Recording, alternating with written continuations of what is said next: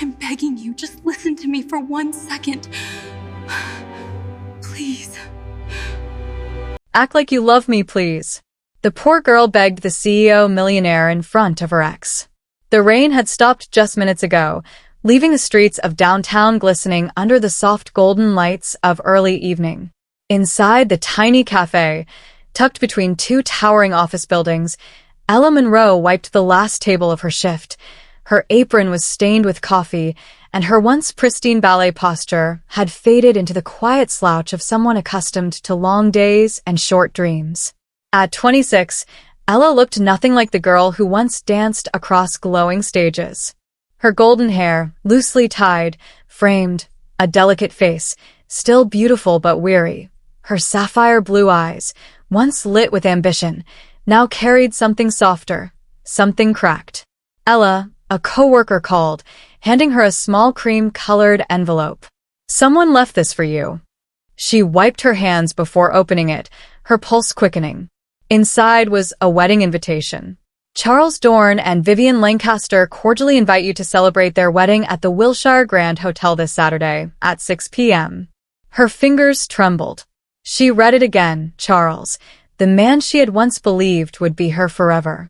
The man who kissed her blistered feet after rehearsals, who told her she danced like she was made of light, the man who walked out of her hospital room and out of her life when the doctor said her ankle might never heal enough to dance again. He left when her spotlight faded. No career, no applause, just a ballet slipper and a broken future. Now he was marrying Vivian, a wealthy hotel heiress. It almost made sense. Of course he would. Ella dropped the invitation onto the counter like it had scorched her skin. That night, she lay on the couch, staring blankly at the ceiling, rain tapping against the window.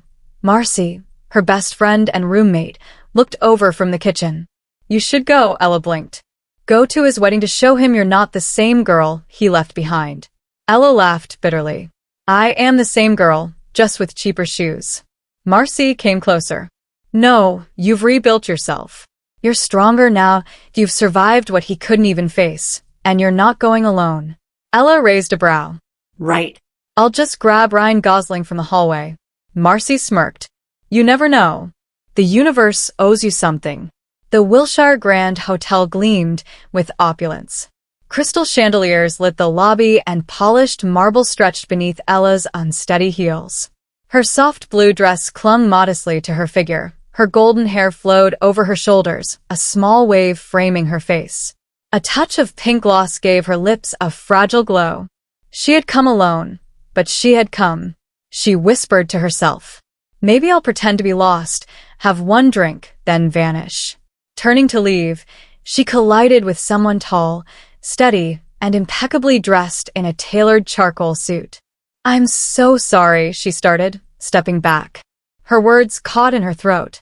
Standing before her was Damon Hawthorne, the Damien Hawthorne, CEO of Hawthorne Ventures, billionaire, brilliant, known for being cold, calculating, and completely untouchable. She had seen him before, once or twice. When delivering coffee in the skyscraper where his company rented the top floors, they had never spoken beyond a courteous nod. Still, she had remembered him. How could she not? Today, he looked exactly the same, tall, striking, his gaze sharp as cut glass. "You work at Demo Cafe," he said, recognizing her. His voice was smooth, calm. Ella flushed. "I do. I mean, yes, I still do. I'm just..." She gestured vaguely at the ballroom behind them. "Sorry, I shouldn't have bumped into you." He gave a polite nod, already moving to pass, but something cracked inside her. The sting of Charles's betrayal, the weight of being discarded, the shame of standing there alone. She turned abruptly. "Wait." Damien stopped. She didn't have a plan, only a plea, raw and real. Her voice broke. "Act like you love me, please." There was silence, long and loud. Damien studied her, her trembling hands, tear-rimmed eyes, the desperation that made her words fall like a whisper. And then, quietly, he nodded. His voice was firm, steady. "Come with me." He extended his arm. Ella stared at it, stunned, then looked up at him. This stranger, this giant of a man, offering something he didn't owe her.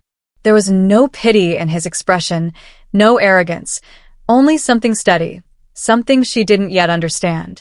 She placed her hand on his arm and walked with him into the lion's den.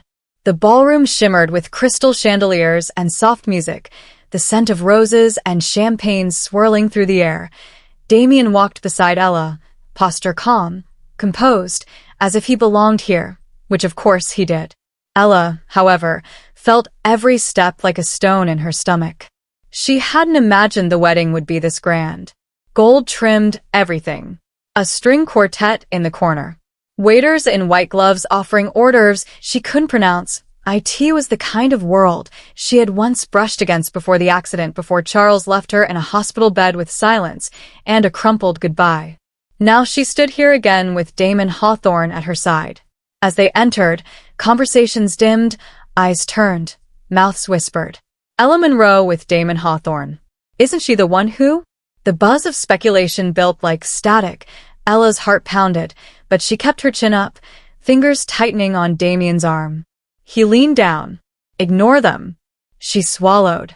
Easier said than done. A familiar voice cut through the music. Well, if it isn't the tragic ballerina. Ella turned. Charles Dorn. He looked just as she remembered. Charming smile, styled brown hair, expensive tuxedo, and eyes that always knew how to cut. Beside him stood his new bride, Vivian Lancaster, in a couture gown that screamed money and privilege. Vivian looked Ella up and down, her expression curling into something between amusement and pity. You're brave, Vivian said sweetly. Coming here alone. She's not alone, Damon said coolly. Charles's gaze shifted to him. For a second, there was confusion, then realization, then annoyance. Damon Hawthorne, Charles said, extending a hand. Damien didn't take it. Charles. Ella could feel the tension building like heat on her skin. Vivian leaned in. We were just saying how nostalgic this all feels, like a ghost from the past walking in. Charles chuckled. The ghost of Padu. The room grew quieter. People were watching. Ella tried to speak, but the lump in her throat rose faster than her courage. She turned slightly, but Damon didn't let her. Instead, he stepped forward. Without warning, without hesitation, he slid his arm around her waist, pulled her close, and kissed her. Gasps rippled through the room. His lips were warm, steady, not rushed, not for show. His hand held the small of her back, like she might disappear. Ella's eyes widened, but she didn't pull away. When he finally broke the kiss, the silence was deafening. All eyes were on them. Damon looked at Charles, then Vivian, voice calm but razor-sharp. Do not speak to my fiancé that way. A murmur ran through the crowd. Fiancé? Charles's expression froze. Vivian blinked. Fiancé. Charles echoed. Damon didn't flinch. That's right. Ella and I are engaged. Ella stared at him stunned. Engaged. He was really doing this. She could barely breathe. Congratulations, Vivian said stiffly. Quite the surprise. Damon turned to Ella, and for a moment their eyes met, and she saw something there, not calculation, not performance, something else. Ella blinked back, tears, not from humiliation, but from how fiercely he had stood beside her, how in a moment where she could have crumbled, he had held her up. Charles looked like he wanted to say more, but a waiter interrupted to lead the newlyweds to the main stage for their first dance. People returned to their conversations, though eyes still lingered. Ella pulled Damien aside, voice barely a whisper. Why did you say that? He looked down. Because it shut them up. She shook her head. That kiss. I figured if I was going to act, he said, I might as well be convincing. Her cheeks flushed, but she didn't press further. The truth was, she didn't hate it. She had expected to feel embarrassed, small, forgotten. But standing next to Damien, she felt safe and seen. Maybe it was all a charade. Maybe it was a moment of impulse. But as the music swelled and the newlyweds danced, Ella found herself wondering if pretending just for tonight might be the only real thing she had felt in a long, long time. The night had fallen gently over the city, casting silver reflections on the tinted windows of Damien's car. Inside, it was quiet. Ella, exhausted from the emotionally charged evening, had fallen asleep in the passenger seat. Her golden hair framed her face, her hands resting lightly in her lap.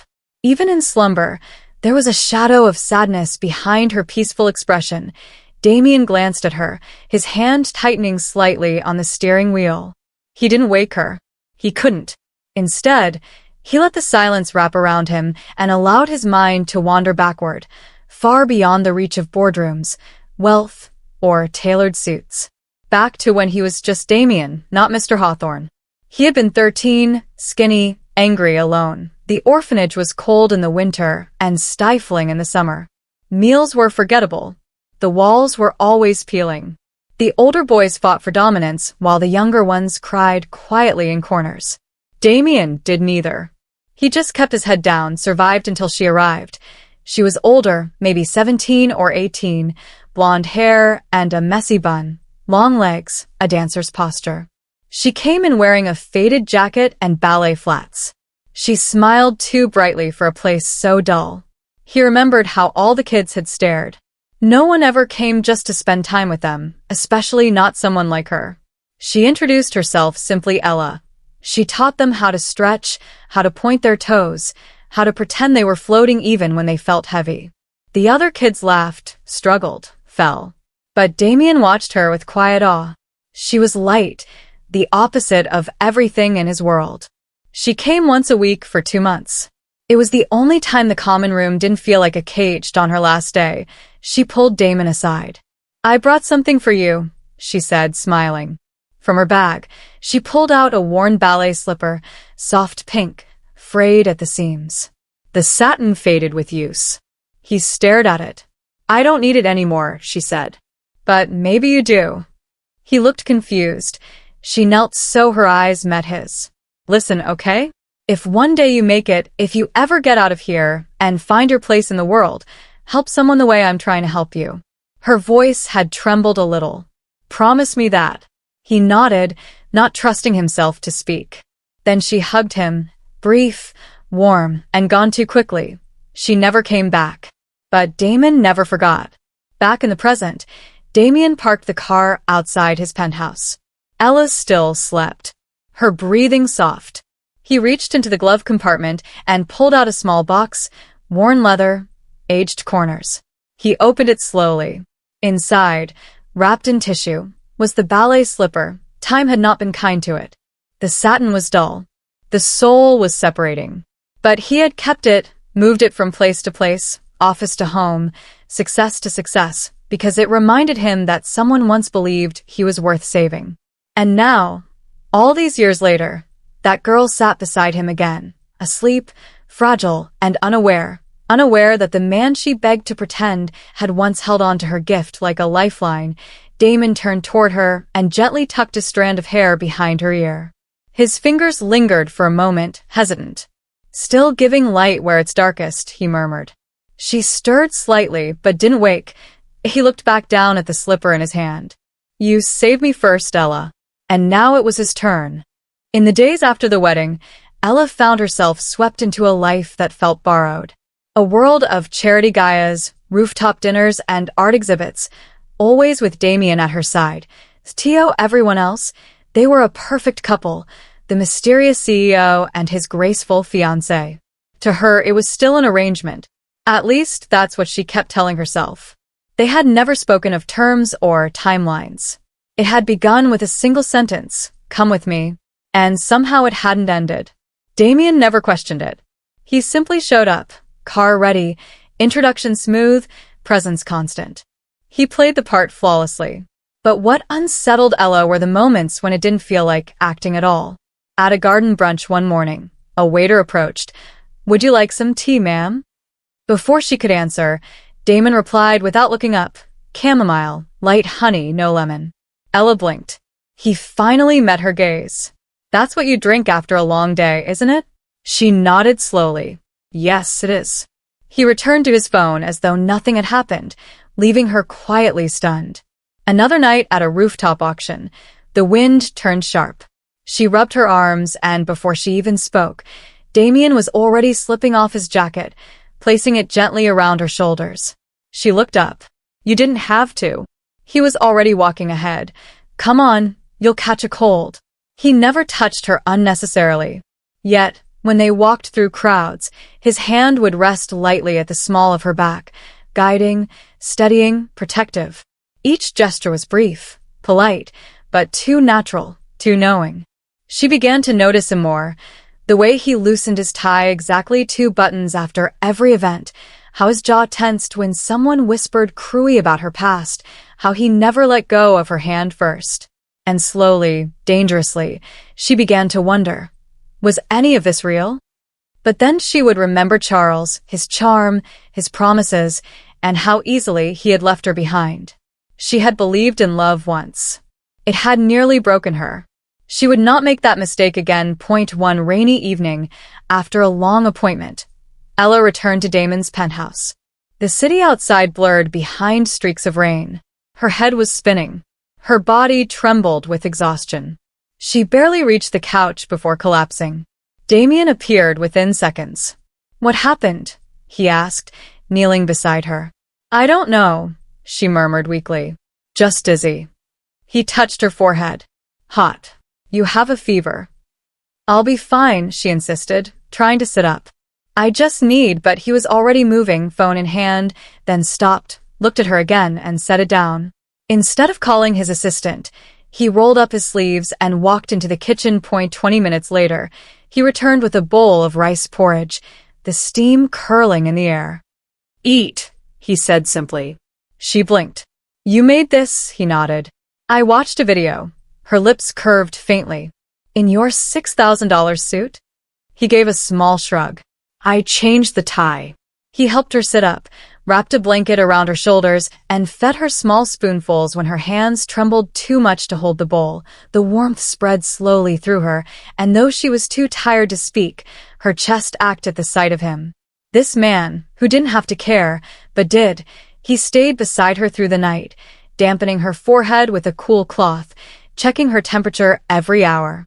When dawn crept through the curtains, Ella stirred and opened her eyes. Damien was asleep on the couch beside her, still in his shirt and slacks, his head tilted back, exhaustion etched across his face. She watched him quietly. No one had ever stayed before. Not through pain, not through fever, not through fear, not even when she had been at her most broken. Maybe it had begun as pretend. But this night, this care was something real, something that felt dangerously close to love. Ella stepped quietly into Damien's study, still holding the cup of tea he had made for her.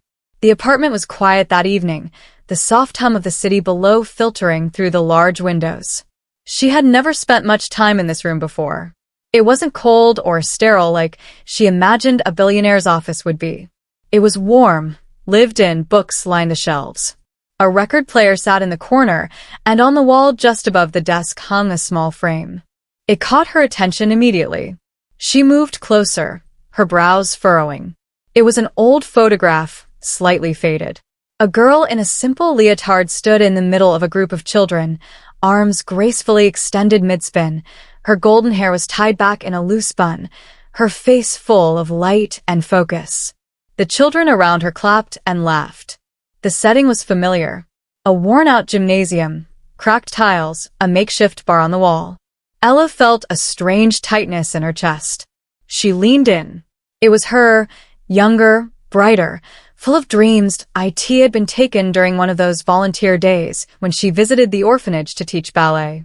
She hadn't even known someone was taking photos then. She hadn't seen this picture in years, maybe ever. But Damien had it. She turned around, holding the frame delicately in her hands, and found Damien standing in the doorway, watching her. This is me, she said softly. He nodded. How do you have this? Damien stepped into the room, his expression unreadable. Someone took it. I found it years ago, and kept it. She blinked. But why? His eyes lingered on the photograph, then shifted back to her. Because the girl in that photo, he said quietly, saved me. Ella's breath caught. She opened her mouth to ask what he meant, but something in his tone silenced her. It wasn't the time. Not yet. She returned the frame to its spot and stepped back. The room felt different now, as if some invisible door had opened between them. One neither of them had dared approach until now. Later that night, as she was getting ready to leave for the evening, Damien appeared at the hallway with a small box in his hands. It was wrapped simply, no ribbon, no card. He held it out to her. "What's this?" she asked. "Open it," he said. Inside, nestled in white tissue paper, was a pair of ballet slippers, not store-bought, mass-produced ones. These were handcrafted, elegant, made for performance. Her size perfect. Her hand trembled as she lifted one. She looked up at him, eyes wide. Damien. His voice was gentle. "You used to fly, Ella." She stared at him, heart pounding. "You'll fly again." The tears came before she could stop them. Silent at first, then unstoppable. He stepped forward without hesitation and wrapped his arms around her. She buried her face in his chest, the slippers still clutched in one hand, and cried like she hadn't cried in years. For the girl she used to be, for the boy he once was, for the strange, beautiful path that had brought them back to each other. He held her tighter, and no words, no pretending, only truth. The rain came down hard that night, blurring the windshield with streaks of silver. Damien's car glided through the wet streets, its headlights casting long shadows on the slick pavement. Ella sat beside him in silence, still glowing faintly from the evening's gala, her blue dress catching bits of city light as they passed beneath street lamps. The night had been perfect, almost suspiciously so. For the first time in years, she had laughed freely. Her hand had rested in Damien's without pretense. The kisses they shared weren't for show. She had started to believe in something again in him. But perfection, she would later think, is always the calm before the storm. The first flash came from the side. Too bright, too sudden. Paparazzi. Another burst of white light. Then another. Damien's jaw clenched. "Hold on." A black SUV swerved behind them. Far too close. They weren't just photographing anymore. They were chasing. "Why are they following us like this?" Ella asked, her voice tight with fear. "They want a story," Damon muttered, accelerating slightly. "They'll do anything for it." Another flash closer. The SUV swerved again, cutting into the lane. Then came the screeching of tires. The impact slammed into them, from the side. Metal against metal. The sickening crunch of force meeting resistance. Ella's scream was lost in the sound of breaking glass as the world flipped sideways. The car spun once, twice before lurching to a stop at the curb. Silence. Then Ella. Damon's voice was raw, panicked, nothing like the composed man the world knew. She wasn't responding. Her head lay slumped against the window, blood trickling from her temple. Damien was out of his seatbelt before the airbags fully deflated. He yanked open her door, hands shaking, voice cracking as he called her name again and again. "Stay with me," he whispered, gathering her in his arms. "Please stay with me." The ambulance arrived minutes later, though to Damien it felt like hours. The hospital room was quiet except for the beeping of the monitors. Damien sat beside her bed, still in his torn shirt, his knuckles bloodied, though he didn't remember when he had hit something. Ella lay motionless, her face pale against the white pillow. The doctor had said it was a mild concussion, trauma to the head, likely temporary memory loss. No brain damage, no fractures. She may forget recent events, the doctor had explained, especially emotionally charged ones. Damien hadn't said a word. He had only nodded once, his jaw clenched, his chest aching with something far deeper than panic. Now he sat beside her, watching her breathe. She stirred. He leaned forward. "Ella." Her eyes opened slowly. She blinked, confused, then winced at the light. "Hey," Damien said gently, trying to keep his voice calm. "You're safe. You're in the hospital. There was an accident, but you're going to be okay." She looked at him for a long moment. And then, in a voice barely above a whisper, she asked, "Who are you?" The words hit him like a punch to the chest. He couldn't speak. She looked down at her hands, then back at him. "Why? Why are you here? Did you find me?" Damien stood slowly, forcing himself to breathe. He paused, then swallowed. "Yes, I was with you when it happened." Ella looked away, troubled. "I don't remember anything." Not this, not you.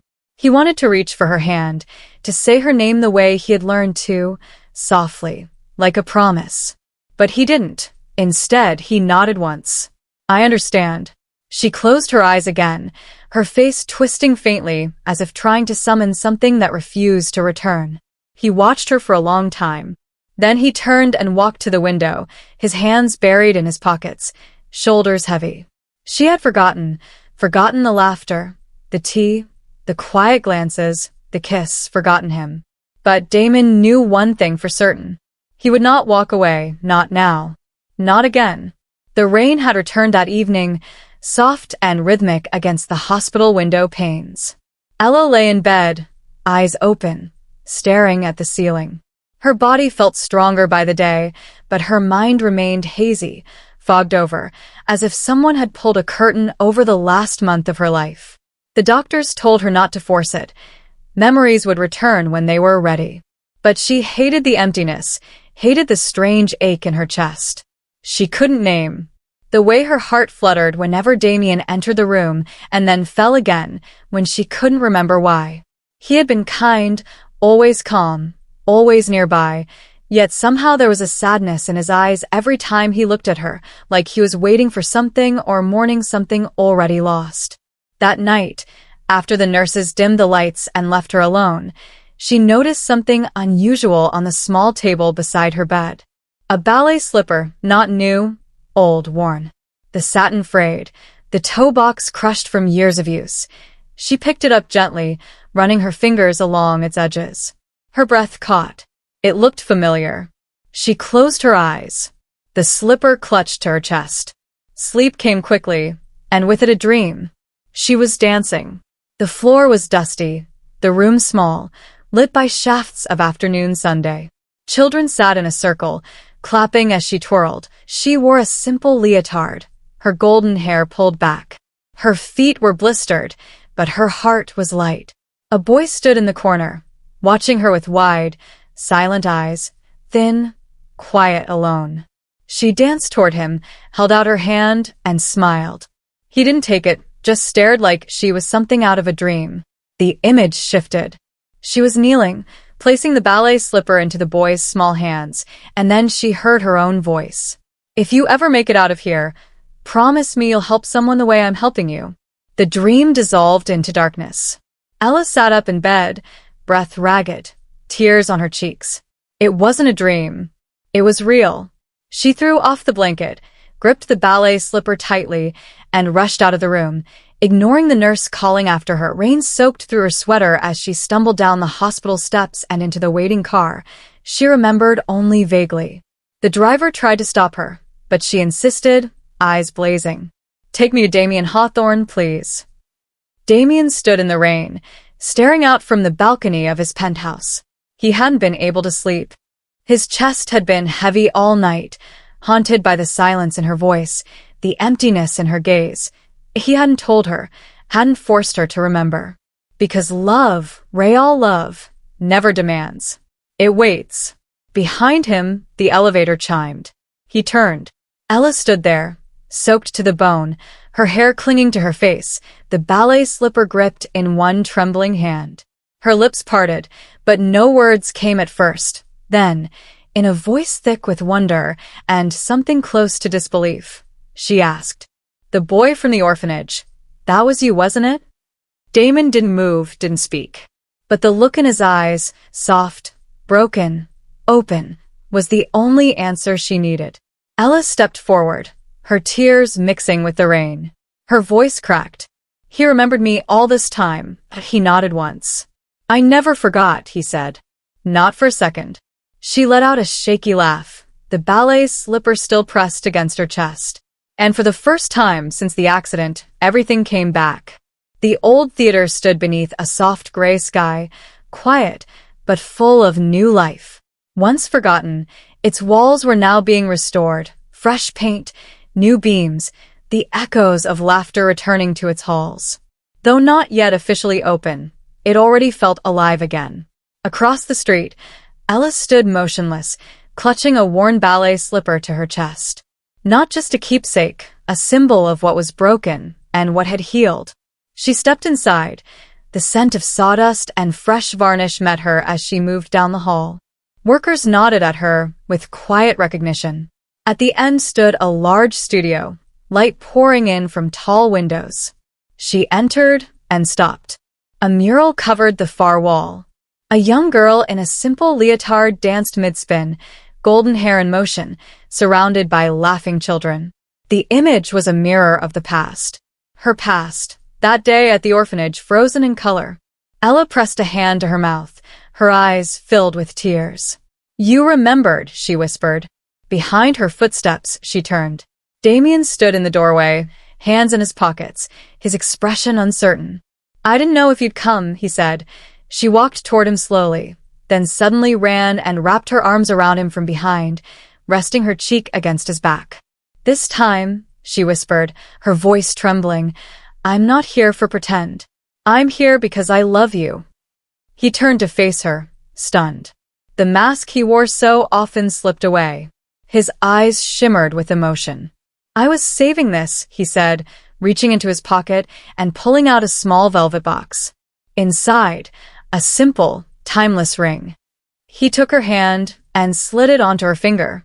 "You kept your promise that day," he said softly. "Now it's my turn." She nodded, smiling through tears. A few weeks later, sunlight spilled into that same studio, now transformed into a wedding venue, and photographers, no press, just love. Their guests were children from shelters, volunteers, and old friends who had stood beside them in silence and support. Ella wore a white dress that flowed like a whispered melody. Her golden hair fell loose around her shoulders. On her feet, new ballet slippers. Damon stood waiting at the front in a gray suit, his breath catching when he saw her. She walked toward him slowly, each step lighter than the last. When they met, he took her hands, his voice unsteady. "From a boy no one saw, you gave me a reason to live. Today, I vow to love you as deeply as you once loved a boy with nothing." Tears rolled down her cheeks, and the applause that followed was not loud, but real. Not from the powerful, but from the ones who understood love best. A year passed. The center now thrived. Music, dance, joy filling its walls. Ella taught ballet each week, helping young girls find strength through grace. Damien still led board meetings and closed billion-dollar deals, but he always came home to the studio. To her, they built more than a school. They built a sanctuary. One afternoon, someone snapped a photo. Ella sat beside Damien, her head resting gently on his shoulder. In her lap was the old ballet slipper, worn, frayed, and full of meaning. The photo now hangs in the front hallway, and beneath it, engraved in gold. "Act like you love me. No, you always did." Thank you for watching this emotional journey of love, memory, and redemption. If this story touched your heart, if it made you believe even for a moment that love can heal and kindness can change a life, then we invite you to stay with us. There are many more stories waiting to be told, stories that stir your soul, make you cry, and remind you what it means to be human. Don't forget to subscribe and hit that hype button to support Hopeful and Soul Stories, the channel that brings you heartfelt tales every week. Your support means the world to us. Until next time, stay kind, stay strong, and never stop believing in love.